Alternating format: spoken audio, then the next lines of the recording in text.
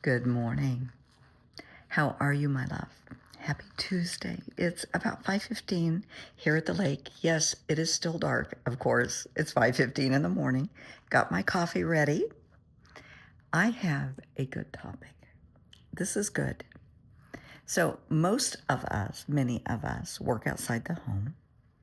Okay. We're going to talk about the influence your work environment and your coworkers have on you. Bigger influence than you think. We spend anywhere from 8 to 12 hours a day with a select group of people, 4 to 5 days a week, most of us. Some more, some less, okay? That's a lot of time. That is a lot of time. That is at least 160 hours a month, 80 hours every 2 weeks, at least 40 hours a week. Those people have a huge influence and impact on your life. You spend 8 to 10 hours a day with these people. We spend maybe 8 to 10 hours sleeping, maybe. The rest of the time is with family and friends. Now, I want you to think about something. When you're at home and you go to work, does what happened at home influence your day? Or when you come home from work, does what happened during the day influence your home life? I know. Many times, things happen at home and you can't help but take it to work. You're worried, you're stressed, you're pissed off, whatever the case may be, and you do take that to work. But once you get to work, is work your safe space? Is your work environment where you feel the safest, where you feel more in control of life? Or is your work environment toxic? Are your coworkers toxic? Are they full of anger and hate and resentment? Is it overly competitive? Are your bosses micromanaging your work and scrutinizing you and calling you names and being evil and vicious? Think about that. Just seriously take a minute and look at your work environment. Look at your coworkers and ask yourself, what effect do they have on me? You may say, oh, please, it doesn't bother me. Hang on. Because you walk into a negative environment, you're going to have a bit of a negative attitude because negativity is just as contagious as the flu. It is. So think about it. Is your work environment negative? Is it toxic? Are people just always growling and grumbling and griping how much they hate their job? They can't wait to get out of here. They're looking for a new job and they're miserable. If so, why? Are they really unhappy with their job? Are they really planning to leave? Is there going to be a mass exodus? Or are they just unhappy people coming into what they feel is their safe space where they can vent and growl and grumble? They may not realize the toxicity that they are spreading, the negativity that they are spreading, because in their subconscious mind, this is their safe space. This is where they can go and spew venom. They can't do it at home. They can't do it around their friends, so they go to the only place they can and they let it loose. Yeah, it happens. Now, in my work environment, there are approximately 40, 45 people in our office. So it's a nice size. It is. It's a very nice size group. I think if I asked them, I would get 40 or 45 different opinions. I love my job. I like my coworkers. We get along. Some of us socialize outside of work a little bit, and that's nice. But overall, it's a really good group of people. I like the mission statement of the firm, and I, for one, believe in that, in what we do. It's a good group of people. Now, I have worked in places that it was horrifically toxic, that HR, the office manager, whatever you want to call it, was just overbearing, micromanaging beyond your belief. At one firm, this is many years ago, it was a malpractice firm I worked at. I was a nurse in a malpractice firm. And for those that aren't aware, in law, in legal firms, most, I would say 99% of malpractice law firms have a nurse, at least one nurse working for them to do medical review, to work with experts, things like that. And depending on the state you live in now, many personal injury firms have a nurse. And I work for a medical malpractice personal injury firm, and hi, I'm the nurse. Love my job. I mean, I truly, truly love my job. If I were a millionaire right now, I would still work because I love my job that much. I just enjoy what I do, and I believe in what I do. But I have worked in places that were so just incredibly toxic, where the nurses, there were at this one particular place, it is no longer in business. The firm split up and all the attorneys went their separate ways. But there were 4 nurses, 4 of us. We were seen in the same, how can I put it? We were seen in the same realm as the attorneys. We weren't attorneys and nobody pretended to be, but we were treated with that much respect, with that much, with privilege. It was, yeah. My best friend worked there.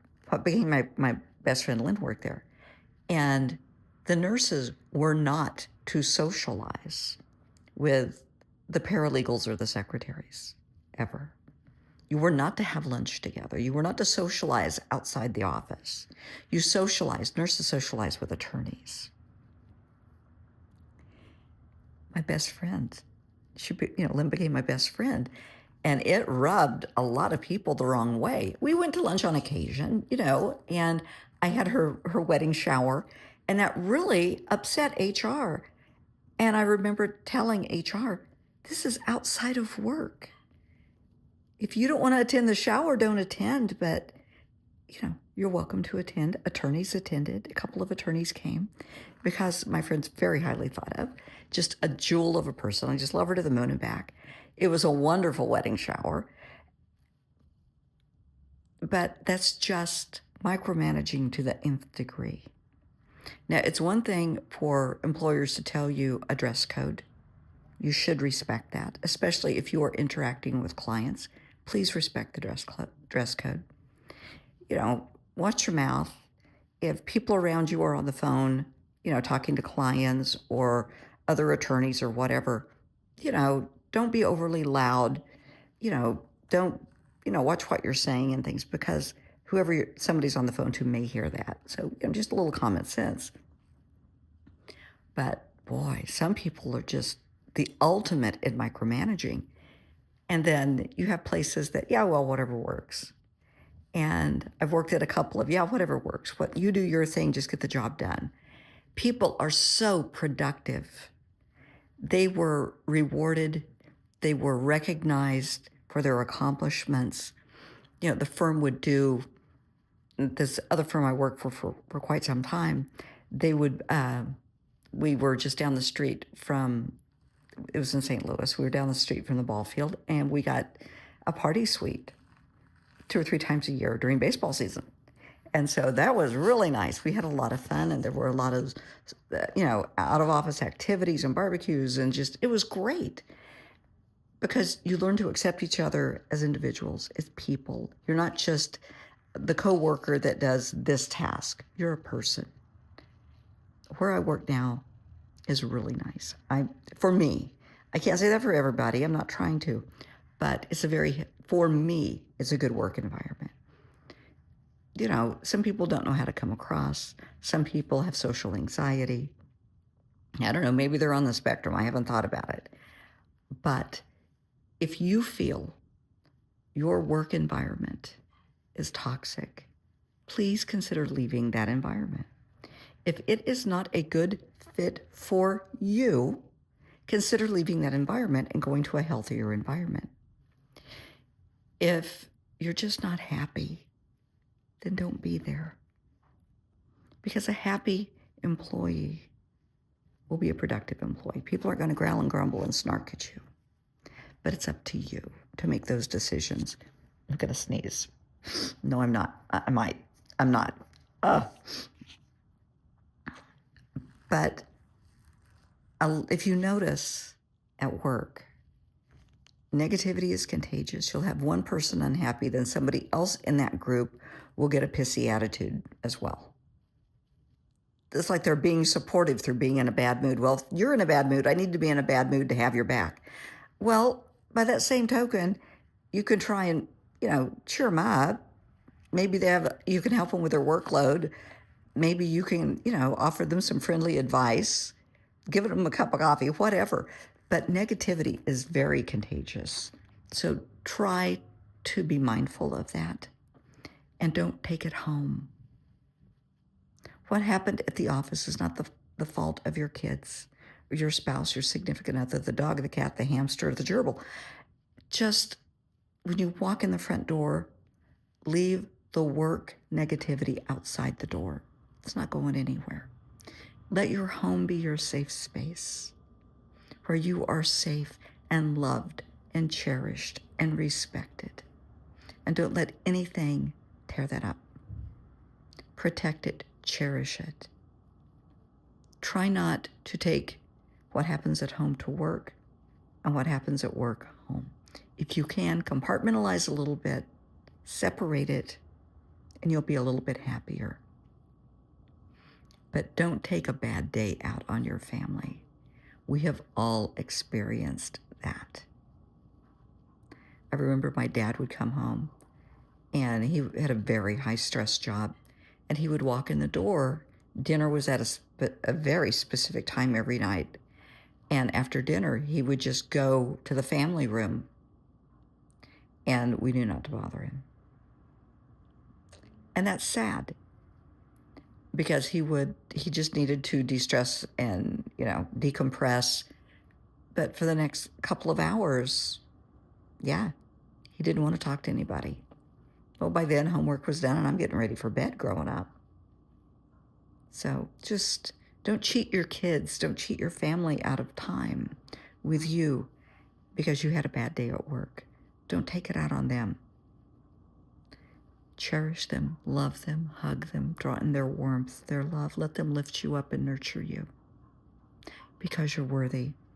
And if you're working in a toxic work environment, consider leaving and going to a healthier work environment for you because you're worthy.